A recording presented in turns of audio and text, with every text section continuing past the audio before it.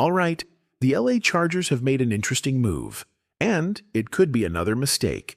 If you're new here, this channel is all about the Chargers. We're fans of the team and generally optimistic about their direction.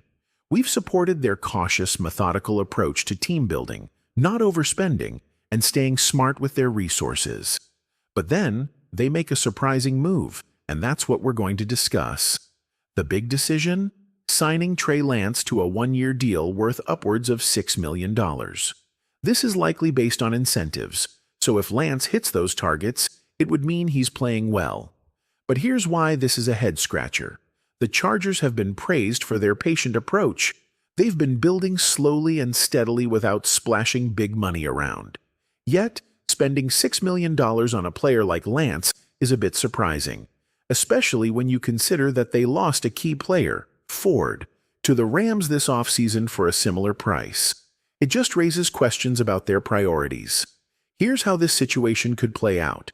If the starting quarterback goes down for any significant time, the season's basically over. That's just how the NFL works. Sure, you can try to stay competitive, play hard, and stay in the hunt for a wildcard spot, but at the end of the day, your backup quarterback has to step up. And let's be honest, no backup is going toe-to-toe with the likes of Patrick Mahomes, Josh Allen, Lamar Jackson, or Joe Burrow. The backup's role is simple. Keep the team afloat. If the starter is out for a few weeks, the backup's job is to win at least one game to keep the season alive. You need someone who can win a game and avoid a total collapse. If the starter is out long-term, though, it's tough to stay optimistic. Now, the Chargers already had two backup quarterbacks on the roster, so bringing in Lance is a curious move. If he had shown any real promise, this would be different. But Lance hasn't thrown a touchdown pass in years. He's struggled with injuries, and his turnover issues have been well documented. Despite being under coach Kyle Shanahan, his development hasn't quite panned out. Shanahan seemed to have had enough, saying, "Get him out of here. This isn't working. I can't figure him out. I'll just take this 7th-round pick and turn him into a star instead." Trey Lance just wasn't cutting it, and that's a red flag. So, here's where the Chargers could be heading for another mistake. If they go on to spend more money on free agents before the draft, it might just be a case of them deciding to start spending their available cash. But if they do that, it essentially means they've abandoned their earlier strategy of being careful with their money. The idea of holding on to funds and making strategic low-risk moves would go out the window. And honestly, I can see why they signed Lance. Extra money, an opportunity to make a move. Fine. But then it begs the question, what's next? Amari Cooper is out there. He's 30, and I'm not completely sold on him, but he's another potential weapon for the offense. If the Chargers go after him, it shows they're ready to spend a little. But if they don't, signing Lance starts to look a little random, like they're just throwing money around. Then there's the Keenan Allen situation. You've got a solid receiver in Keenan, but then you look at the rest of the roster and wonder, what's the plan here? You've got Justin Simmons, who somehow hasn't found a permanent home yet. What's going on there? Asante Samuel Jr. might be on his way out. And you're looking at veteran edge rushers like Zadarius Smith and Rasul Douglas, both available.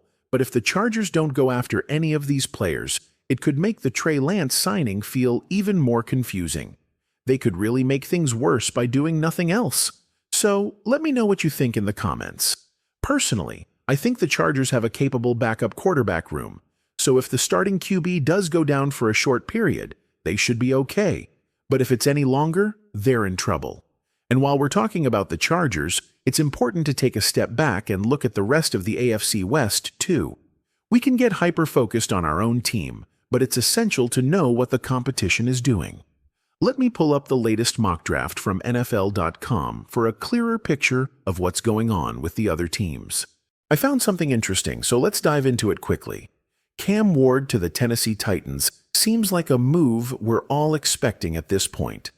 The Cleveland Browns, if I were them, I'd go ahead and secure my quarterback and move past the whole Deshaun Watson situation, but it doesn't look like they're going that route. The New York Giants should do the same. Get a quarterback. It's the most important position on the field. Take a swing at it. Then, we have Abdul Carter, followed by Mason Graham, moving up in the draft. But here's where it gets intriguing: the Raiders and their selection of Gentry. That feels like a bit of a stretch, but why not take a chance? The New York Jets are also looking high in the draft, and while it may seem a bit early, it's a good thing. The higher players go, the more talent will fall down the draft board, which could work in your favor. Now, let's get to the Denver Broncos. They're eyeing Caleb Love. I'm not in love with that pick, not my favorite. Then you've got the edge rusher out of Boston College making waves, and I've seen some mock drafts pairing the Chargers with Khalil Mack. The edge and quarterback positions are just too important. You've got to prioritize them. Moving on to the Chiefs, there's a trade happening. They're likely going to move up to grab a tackle to replace an outgoing player. They also need to replace a guard, so there are a lot of moving parts here. It'll be fascinating to see how this plays out. Let me know your thoughts on this in the comments, especially regarding this latest signing. Seriously, what's going on here? What are we doing? Also, I haven't pulled up the draft picks in a while, so let's take one last look. There's always a silver lining, right? So here it is. The Chargers have just one 7th-round pick. The rest of their picks are in the first 6 rounds. This is important because a lot of teams end up with a bunch of late-round picks, sometimes 4 or 5 7th-rounders. But the Chargers have a solid mix, 1 through 6, and that's exactly what you want to see. It shows that they have a real chance to make a significant impact.